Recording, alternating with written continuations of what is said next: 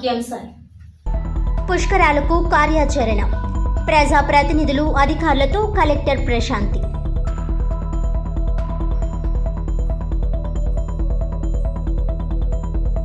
ఆర్యాపురం శ్రీ రాధాకృష్ణ మందిరంలో 16 నుంచి శ్రీకృష్ణ జన్మాష్టమి వేడుకలు.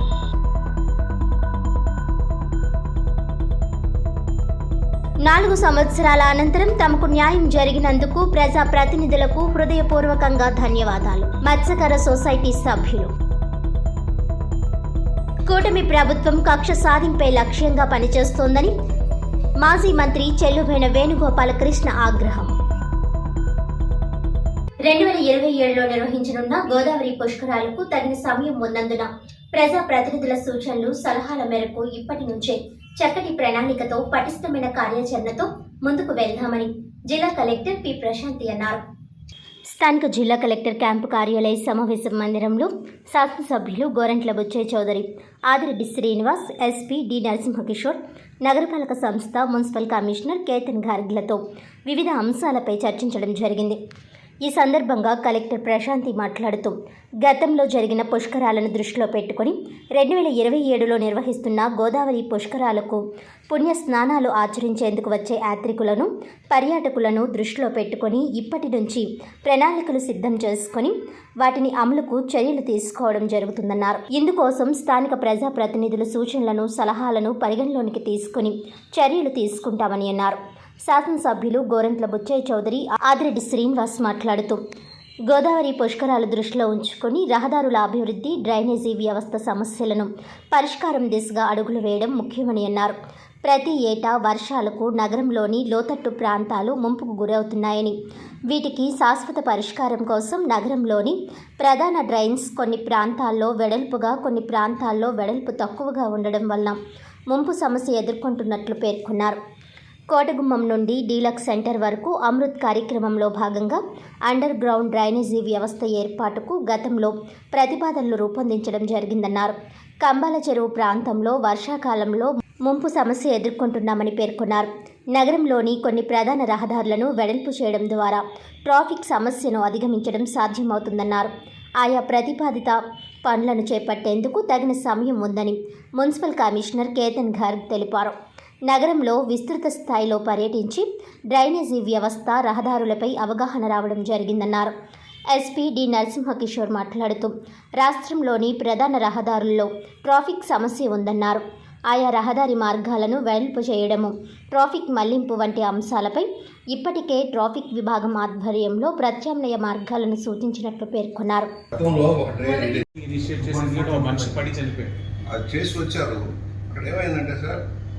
డ్రైన్, పెద్ద డ్రైన్ తెచ్చి చిన్న డ్రైన్ కలవ చిన్నదైపోయింది. ఎదురుగా మీరు చూస్తుంటారా మిఠాయి కొట్టు దగ్గర కూడా హుక్కంపేట వెనకాల డ్రైన్ చాలా నేరో, దాని ఇంపాక్ట్ మళ్ళా ఈ అది కూడా కాన్ఫర్ చేశారు. మొన్న కొంత చేశారు. గోదావరి వరద క్లోజ్ చేస్తే నేరుగా వెళ్ళి సివిలైజ్ ప్లాంట్కి వెళ్ళేదాన్ని పెట్టారు సార్. ఇది మెయింటైన్ చేసిన తర్వాత మెయింటైన్ చేయించాలన్నమాట. షట్లు క్లోజ్ చేసుకుంటే తప్పదే కదా. మెయిన్ రోడ్ నిన్న వర్క్స్లో ఇచ్చాము కదా. మా సార్ చెప్పేది ఏంటంటే అమృత్లోని కోటగుమ్మం నుంచి డీలక్స్ సెంటర్ దాకా మెయిన్ రోడ్లో under ground pipe line drainage sanction అయింది. పైప్ లైన్స్ ఆర్డర్ పెట్టాడు ఇదే సుధాకర్ ఇన్ఫ్రా. పేమెంట్స్ జరగపోయి అది ఇది చేయడం వల్ల ఏమవుతుందంటే రాష్ట్రంలో కూటమి ప్రభుత్వం కక్ష సాధింపే లక్ష్యంగా పనిచేస్తోందని మాజీ మంత్రి చెల్లుబోయిన వేణుగోపాలకృష్ణ ఆగ్రహం వ్యక్తం చేశారు. రాష్ట్రంలో కూటమి ప్రభుత్వం కక్ష సాధింపే లక్ష్యంగా పనిచేస్తోందని మాజీ మంత్రి చెల్లుబోయిన వేణుగోపాలకృష్ణ ఆగ్రహం వ్యక్తం చేశారు. మంగళవారం బొమ్మూరులోని రూరల్ నియోజకవర్గ వైఎస్ఆర్సీపీ కార్యాలయంలో ఆయన మీడియాతో మాట్లాడారు. మాజీ మంత్రి జోగి రమేష్పై కక్ష తీర్చుకోవడానికి ఆయన కుమారుణ్ణి టార్గెట్ చేయడం దారుణమని అన్నారు. ఎన్నికల సమయంలో ప్రజలకు ఇచ్చిన హామీలను పూర్తిగా మర్చిపోయారని ఎద్దేవా చేశారు. 2019లో కేవలం 100 కోట్ల రూపాయలతో ఖజానాను అప్పగించి రాష్ట్రం విపరీతంగా అప్పుల్లో కూరుకుపోయిందని ప్రచారం చేశారని అన్నారు. అయితే రాష్ట్రం అప్పుల్లో ఉంటే సూపర్ 6 హామీలు ఎలా ఇచ్చారని ప్రశ్నించారు. హామీలు ఎలా నెరవేరుద్దామనుకున్నారు? ప్రజలు ఎదురు చూస్తుంటే హామీలు ఎందుకు అమలు చేయలేకపోతున్నారు? ప్రజల దృష్టిని మరల్చడానికి మీకున్న మీడియా బలంతో బీసీలపై దాడులు ప్రారంభించారని అన్నారు. ముఖ్యమంత్రి జేబు సంస్థ అయిన ఏసీబీని ఉపయోగించి జోగి రమేష్ కుమారుని అరెస్ట్ చేశారని అన్నారు. కూటమి ప్రభుత్వం వచ్చిన వెంటనే మద్యం ధరలు తగ్గిస్తామని అన్నారని, కానీ ఇప్పటి వరకు ఒక్క రూపాయి కూడా తగ్గలేదని అన్నారు. పాత్రికేయ మిత్రులకి నమస్కారం. ఈ రాష్ట్రంలో ఎన్డీఏ ప్రభుత్వం అధికారంలోకి వచ్చి 2 మాసాలు పూర్తయింది. ప్రజాస్వామ్యంలో ప్రజలు ప్రభుత్వాన్ని ఎన్నుకునే సమయంలో వారు ప్రజలకు ఇచ్చినటువంటి హామీలను కానీ మాటలను కానీ విశ్వసించి ఓటు వేస్తారు. వేసిన తర్వాత ప్రజలకు జవాబుదారీగా ప్రభుత్వాలు పనిచేయాలి. దురదృష్టం ఏమిటంటే ఎన్డీఏ ప్రభుత్వం ఏర్పడిన తర్వాత ప్రజాక్షేమాన్ని గాలికి వదిలేసి కేవలం గడిచిన ప్రభుత్వ సమయంలో ఎవరైతే బలహీన వర్గాల పక్షాన లేకపోతే బడుగు వర్గాల పక్షాన నిలిచి వారి వాణిని గట్టిగా వినిపించారో, గడిచిన పాలకులు చేసినటువంటి తప్పిదాలని ఆ వర్గాలకి తెలియజేశారో, వారి పట్ల కక్ష సాధింపే లక్ష్యంగా ఏదో విధమైనటువంటి అసత్యాన్ని ప్రచారం చేసి వారిని వేధించి ఇబ్బందులకు గురి చేసేటువంటి కార్యాచరణే ఉంది తప్ప ప్రజల ఆకాంక్షలు ఏమిటి, ప్రజలు పడుతున్న ఇబ్బందులు ఏంటి, ఎన్నికల ముందు ప్రజలకు మనం ఏం చెప్పాం, ప్రజలు ఎన్నికల ముందు మనకు చెప్పినటువంటి మాటలు విని ఓటు వేస్తే వారికి చెప్పిన ప్రతి మాటని మనం అమలు చేయాలి అనేటువంటిది ఆలోచన చేయాలి. దానికి గాలికి వదిలి కేవలం కాలయాపన కోసం రాజకీయ వ్యవస్థ మీదే ప్రజలకు ఒక నమ్మకాన్ని కోల్పోయేటట్టుగా ప్రశ్నించే ప్రతిపక్షాన్ని గొంతు నొక్కడమే లక్ష్యంగా ఇవాళ జరుగుతున్నటువంటి పరిణామాలు ఉన్నాయనేటువంటి మాట మీ ద్వారా ప్రజలందరూ గ్రహించాలని తెలియజేస్తున్నాను. ఇవాళ జరిగిన ఉదంతం జోగి రమేష్ మాజీ మంత్రి, ఆయనకు సంబంధం లేదు. ఆయన కుమారుడు కొనుగోలు చేసినటువంటి భూమి పత్రాలు సక్రమంగా ఉన్నాయి, విద్యావంతుడు, విదేశాల్లో చదువుకున్నాడు. ఇక్కడికి వచ్చి తాను రాజకీయంగా తిరుగుతుంటే తను అరెస్ట్ చేసిన విధానం, ఆయన మీద కేసులు పెట్టిన విధానం, కుమారుణ్ణి ఇబ్బందులకు పాలు చేస్తే తండ్రి వాయిస్ని మనం నొక్కొచ్చేటువంటి ప్రయత్నం, ఇవన్నీ ప్రజాస్వామ్యంలో ప్రజలు హర్షించేటువంటి విషయాలు కాదు. గత కొన్ని సంవత్సరాలుగా జాంపేట మార్కెట్లో దళారులు చేపలు, మత్స్య సంపద వ్యాపారం చేశారని, నిజమైన మత్స్యకారులకు చోటు ఇవ్వలేదని గోదావరి బెస్తా stand fisherman cooperative society, Godavari Mata stand సహకార సంఘం, గోదావరి బెస్తా మహిళా జాంపేట సొసైటీ సభ్యులు, మహిళా సంఘాలు ఆరోపించాయి. గత 2020లో తమ సభ్యులందరూ కోర్టును ఆశ్రయించగా మున్సిపల్ శాఖకు తమ సమస్యను పరిష్కరించమని నోటీసు పంపించింది. అయితే అప్పటి కమిషనర్ లాటరీ పద్ధతిలో తీసి ఇరు పక్షాలకు న్యాయం చేద్దామని తెలుపునిచ్చారు. కానీ వారు అంగీకరించి సంతకం కూడా చేసి మళ్లీ కోర్టును ఆశ్రయించారని, దీంతో ఇటీవల కోర్టు తమకే డిగ్రీ ఇవ్వడంతో అవతల పక్షం వాళ్ళు ఘర్షణలకు పాల్పడుతూ భయాందోళనకు గురి చేస్తున్నారని, వారి నుండి తమకు ప్రాణరక్షణ కల్పించాలని కోరారు. దీంతో ఇటీవల మార్చిలో అప్పటి వైఎస్ఆర్ ప్రభుత్వ హయాంలోనే కోర్టు తమకు అనుకూలంగా తీర్పునిచ్చిందని, వారికి ఈ విషయం మింగుడు పడలేదని వాపోయారు. దీంతో తమకే మళ్లీ కోర్టు గోదావరి మాత, గోదావరి స్టాండ్, గోదావరి మహిళా సంఘాలకు అనుకూలంగా తీర్చేయడంతో తాము జాంపేట మార్కెట్లోకి ప్రవేశించి వ్యాపారం చేసుకునే వాళ్ళు మార్కెట్లోకి అవతల పక్షంగా దళారులు ప్రవేశించకుండా, ఎటువంటి అవాంఛనీయ సంఘటనలు జరగకుండా పోలీస్ శాఖ బందోబస్తు నిర్వహించడం పట్ల గోదావరి మాత షిప్పింగ్ మహిళా వారి సంఘాలు హర్షం, ధన్యవాదాలు తెలిపారు. నిజమైన మత్స్యకారులకు అవకాశం ఇచ్చిన ఆంధ్రప్రదేశ్ ముఖ్యమంత్రి వర్యులు నారా చంద్రబాబు నాయుడు, డిప్యూటీ సీఎం పవన్ కళ్యాణ్, మంత్రి కందుల దుర్గేష్లకు, MLA Adireddy Vasu, rural MLA Gorantla Butchaiah చౌదరికి ప్రత్యేకంగా తమకు సహకరించినందుకు ప్రత్యేకంగా ధన్యవాదాలు తెలిపారు. నగరపాలక సంస్థ కమిషనర్ తమ సంఘంకి లాటరీ విధానంలో షాపులు కేటాయించినందుకు సంఘాల తరపున కృతజ్ఞతలు తెలిపారు. నా పేరు వెలమ లక్ష్మి అండి.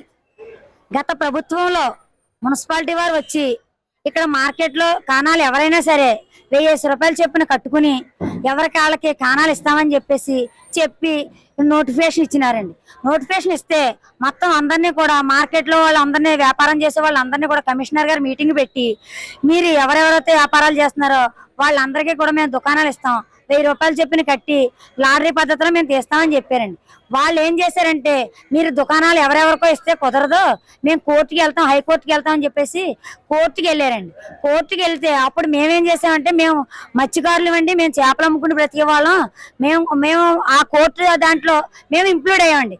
ఇంప్లూడ్ అయిన తర్వాత అప్పుడు కమిషనర్ గారు పిలిచి హైకోర్టు ఆదేశాల మేరకు మీకు కాణాలు కేటాయిస్తాం, మీరు 1000 రూపాయలు కట్టండి అని చెప్పేసి, పలానా రోజు కట్టండి అని చెప్పేసి అవతల వారికి మమ్మల్ని కూడా పిలిచి చెప్పారు.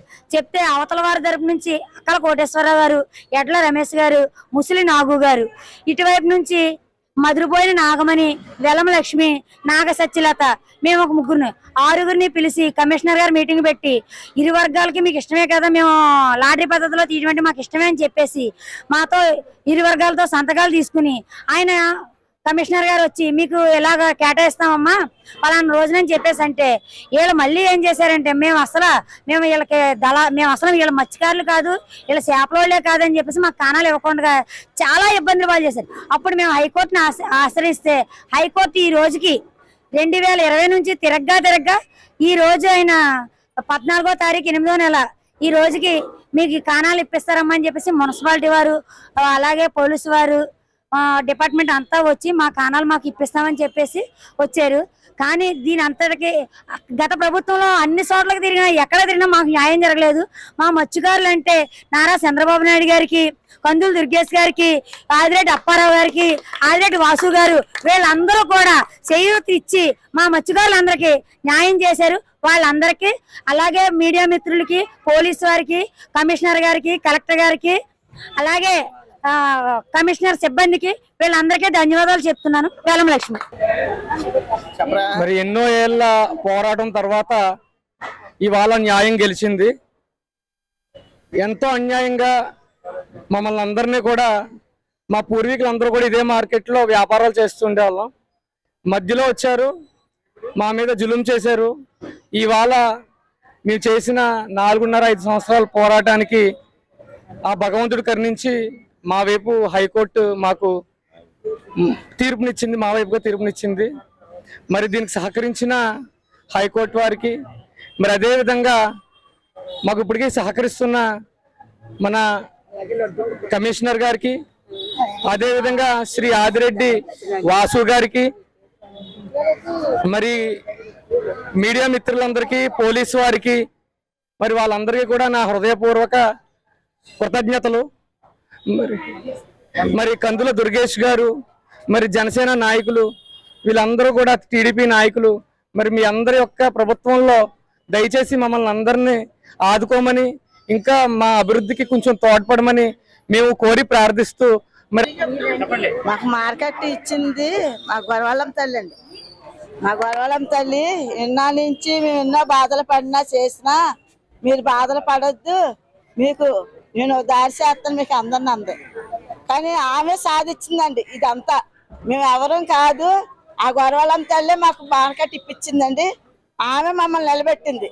ఆ తల్లే మాకు సాయం అయి తోడుగా ఉండి ప్రతి బిడ్డని కాసి కాపాడుకోమని ఆ కమిషనర్ గారికి కూడా నమస్కారం చెప్పి కోరుకుంటున్నాను.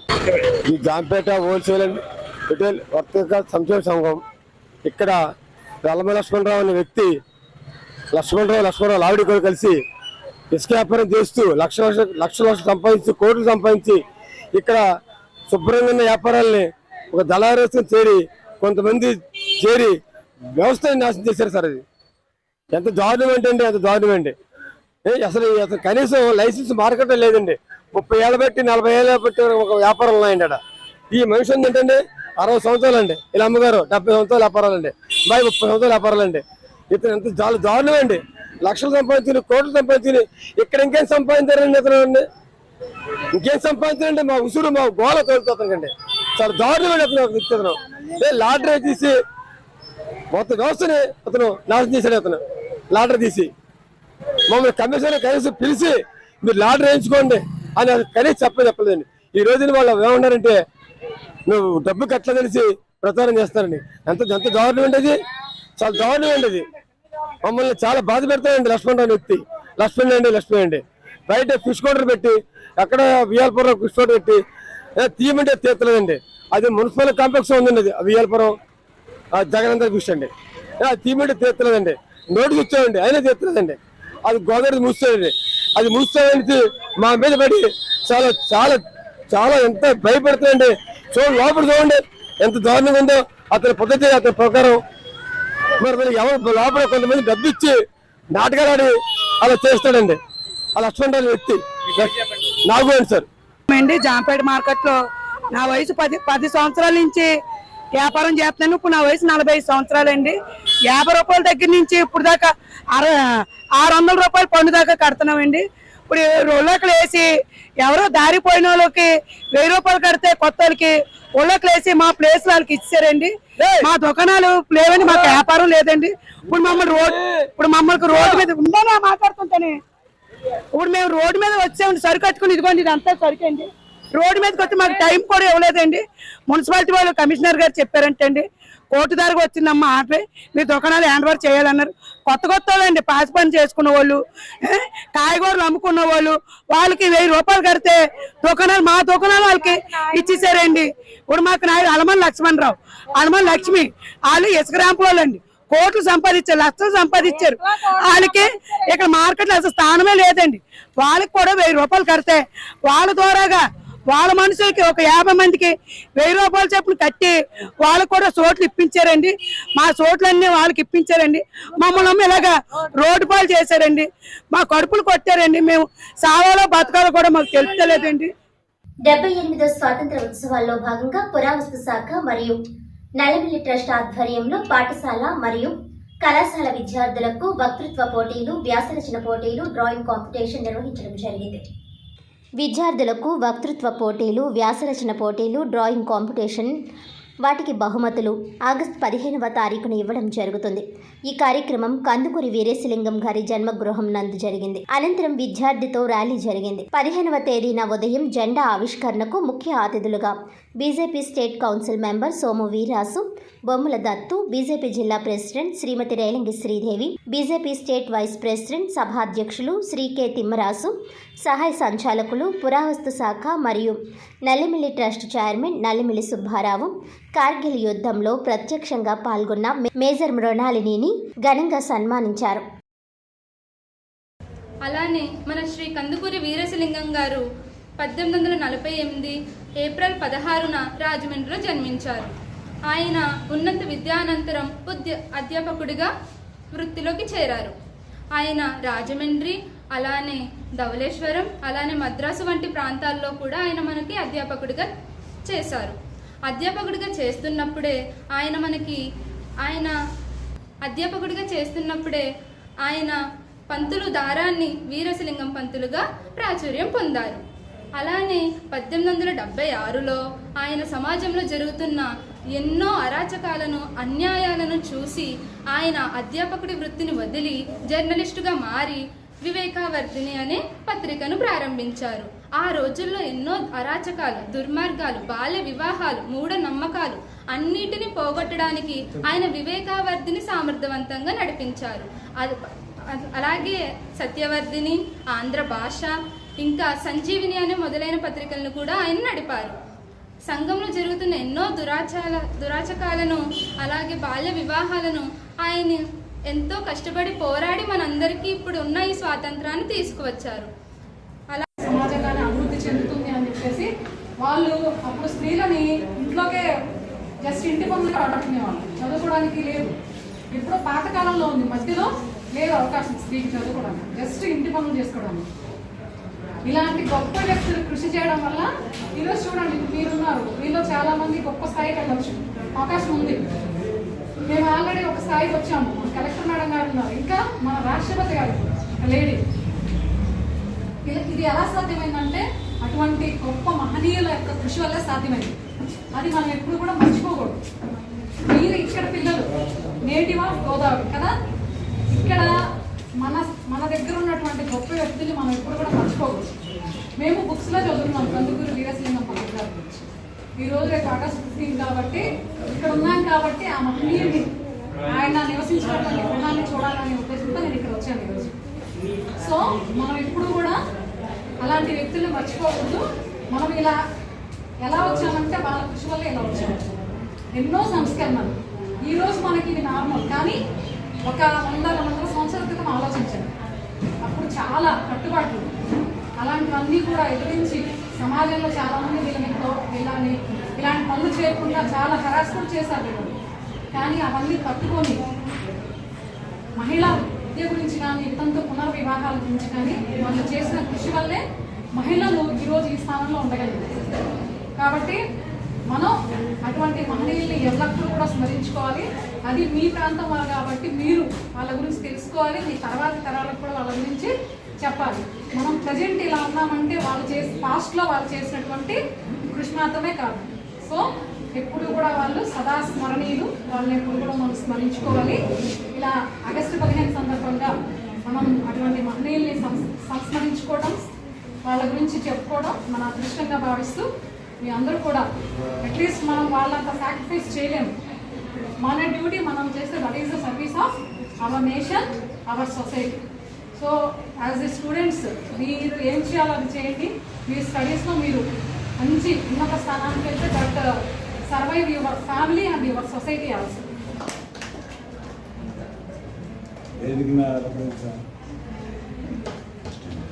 అసిస్టెంట్ డైరెక్టర్ గారు సుధాకర్ గారు, టెక్నికల్ ఆఫీసర్ గారు, నల్లమల్లి ట్రస్ట్ చైర్మన్ నల్లమల్లి సుబ్బారావు గారు, అలాగే వివిధ కాలేజీల నుంచి వచ్చిన స్టూడెంట్స్ పిల్లలకి, కాలేజీ పిల్లలకి అందరికీ కూడా ఆ శుభాభినందనలు. రేపు ఆగస్టు 15 78వ సంవత్సరంలో అడుగు పెడుతున్నాను. శుభ సందర్భంగా మనం అందరూ కలిపి కందుకూరి వీరేశలింగం గారిని ఒకసారి గుర్తు తెచ్చుకోవడానికి నల్లమల్లి సుబ్బారావు గారు ఈ కార్యక్రమం మన పురావస్తు శాఖ వారితో మిత్రులై నల్లమల్లి చారిటబుల్ ట్రస్ట్తో ఈ కార్యక్రమాన్ని చాలా అంగరంగ వైభవంగా జరుపుతున్నారు. దీనికి మన 4-5 కాలేజీల నుంచి విద్యార్థులు వచ్చి వాళ్ళు ఉపన్యాస పోటీలు, డ్రాయింగ్ పోటీలలో పాల్గొని దీన్ని కందుకూరి వీరేశలింగం గారి స్వతంత్ర దినోత్సవాన్ని గుర్తు చేసుకుంటూ ఈ పోటీల్లో మంచి భవిష్యత్తుని, వాళ్ళకున్న స్కిల్ని మనకు చూపించాలని మేము ఈ కార్యక్రమం పెట్టాం. వాళ్ళు ఈ కార్యక్రమంలో ముందుకి పోటాబడిన వెళ్తున్నారు. అలాగే ఈ కార్యక్రమంలో రేపు ఒక 20 మీటర్ల ఒక జాతీయ జెండాతో ఊరేగింపుగా 4 కూడళ్ళు కలుపుకుంటూ 1 కిలోమీటర్ వరకు ప్రయాణం చేయాలని చెప్పి పురావస్తు శాఖ ఈడీ గారు నిర్ణయం తీసుకున్నారు. అలాగే ఈ కార్యక్రమాన్ని మనం దృష్టిలో పెట్టుకుని స్వతంత్ర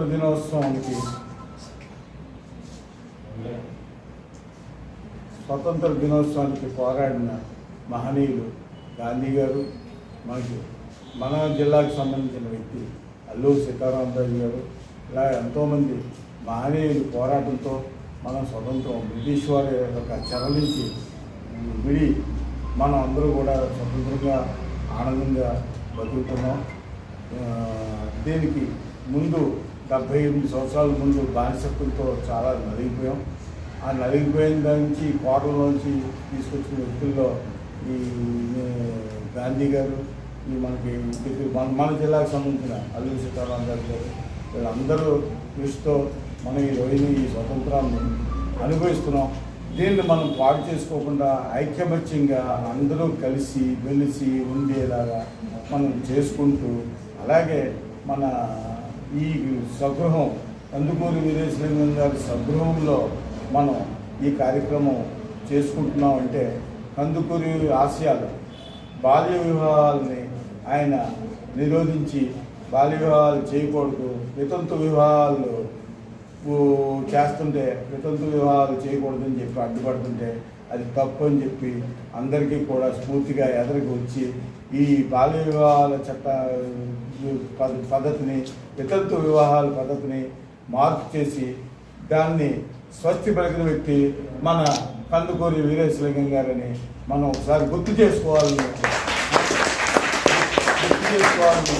మనం స్థానిక ఆర్యాపురం శ్రీకృష్ణ చైతన్య మిషన్ ఆశ్రమం శ్రీ గౌరంగ రాధాకృష్ణ మందిరంలో శ్రీకృష్ణ జన్మాష్టమి వేడుకలు ఈ నెల 16వ తేదీ శుక్రవారం ప్రారంభం కానున్నాయి.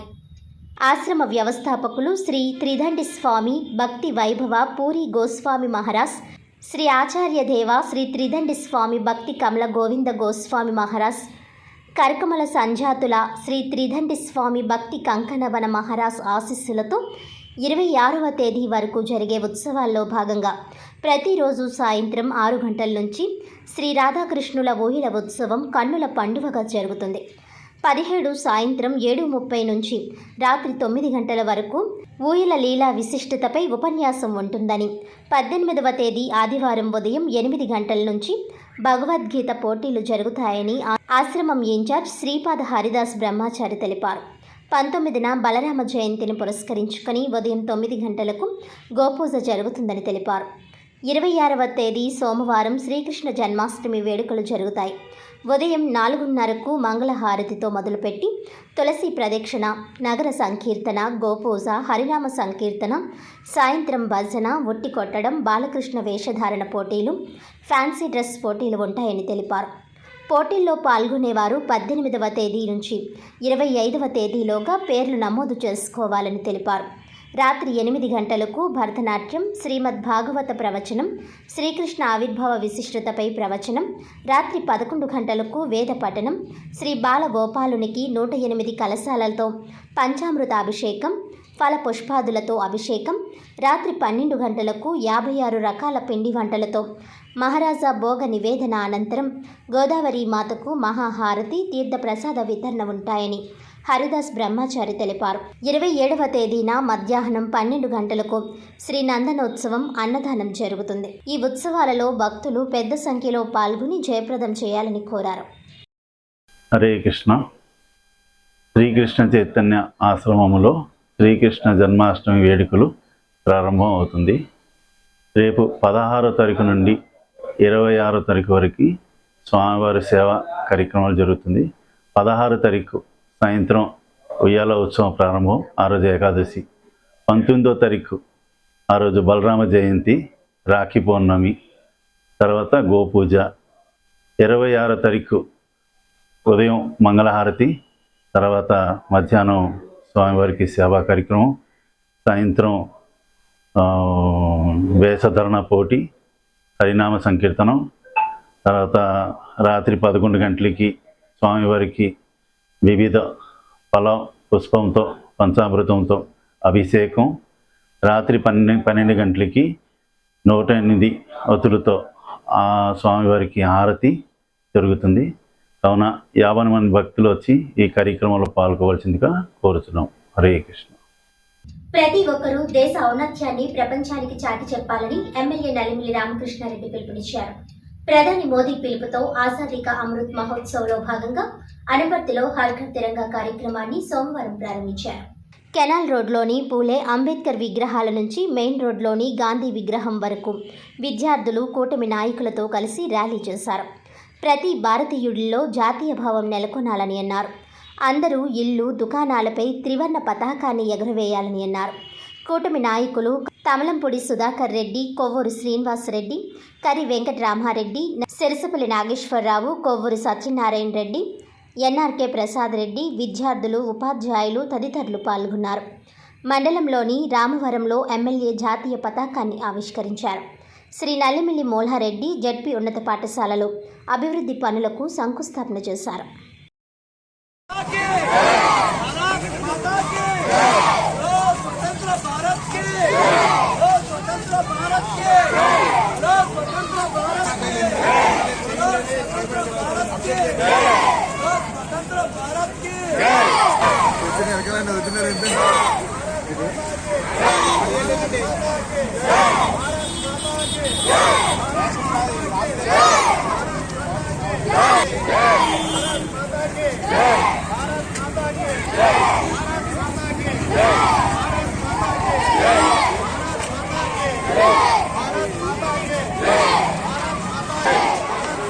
అందరికీ నమస్కారం.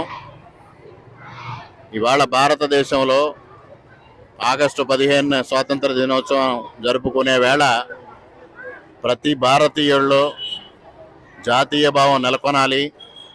ఈ భారతదేశం నాది అని కులాలకి, మతాలకి, ప్రాంతాలకి అతీతంగా ప్రతి ఒక్కరూ భారతదేశం యొక్క ఔన్నత్యాన్ని ప్రపంచానికి చాటి చెప్పాలి.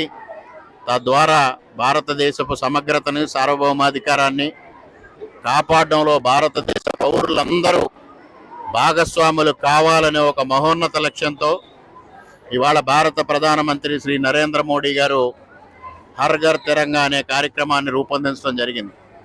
దీనిలో భాగంగా ఆగస్టు 15కి 4 రోజుల ముందుగా ప్రతి గ్రామంలో జాతీయ జెండాలతో ర్యాలీలు నిర్వహించి ప్రతి ఒక్కరికి త్రివర్ణ పతాకం యొక్క విశిష్టతని, సమగ్రతని తెలియజెప్పే విధంగా కార్యక్రమాలు నిర్వహించాలని ఆదేశించడం జరిగింది. దానిలో భాగంగానే ఇవాళ అనపర్తి మండలంలో అంబేద్కర్ గారి విగ్రహం దగ్గర నుంచి మహాత్మా గాంధీ విగ్రహం వరకు ఈ ర్యాలీ నిర్వహించడం జరిగింది. ఈ కార్యక్రమంలో పెద్ద ఎత్తున కూటమి నాయకులు, ప్రభుత్వ అధికారులు, వివిధ స్కూళ్లకు సంబంధించిన విద్యార్థులు పాల్గొని పెద్ద ఎత్తున ర్యాలీ నిర్వహించడం జరిగింది.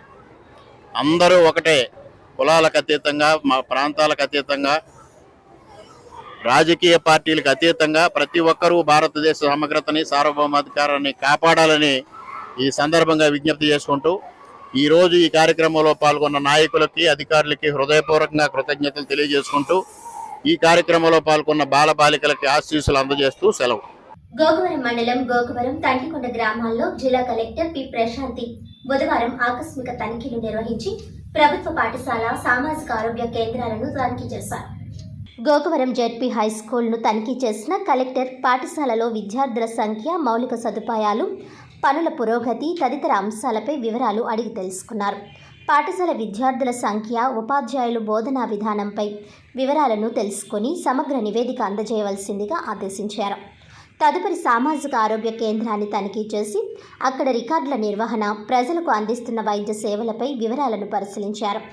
సిబ్బంది హాజరు శాతం, అందుబాటులో ఉన్న మందుల వివరాలు తెలుసుకోవడం జరిగింది. ఆసుపత్రికి వచ్చే రోగుల నుంచి ఆసుపత్రుల్లో వైద్య సేవల వివరాలను కలెక్టర్ అడిగి తెలుసుకున్నారు. అక్కడి నుండి తంటికొండ గ్రామంలోని ప్రభుత్వ పాఠశాలలను తనిఖీ చేయడం జరిగింది.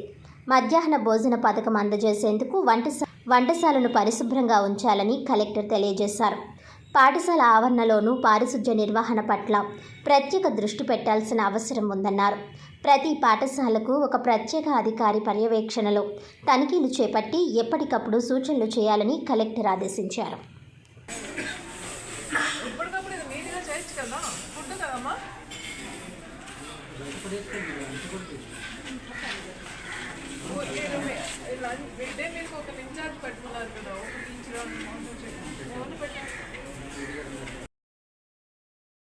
వార్తలను ముఖ్యాంశాలు మరోసారి. పుష్కరాలకు కార్యాచరణ. ప్రజా ప్రతినిధులు అధికారులతో కలెక్టర్ ప్రశాంతి.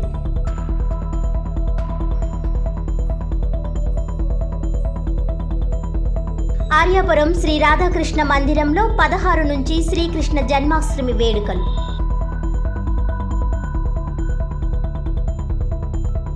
నాలుగు సంవత్సరాల అనంతరం తమకు న్యాయం జరిగినందుకు ప్రజా ప్రతినిధులకు హృదయపూర్వకంగా ధన్యవాదాలు. మత్స్యకార సొసైటీ సభ్యులు. కూటమి ప్రభుత్వం కక్ష సాధింపే లక్ష్యంగా పనిచేస్తోందని మాజీ మంత్రి చెల్లుబోయిన వేణుగోపాల కృష్ణ ఆగ్రహం. ఈనాటి వార్తలు ఇంతటితో సమాప్తం. తిరిగి వచ్చే బిడ్డల్లో మళ్ళీ కలుద్దాం. అంతవరకు సెలవు. నమస్కారం.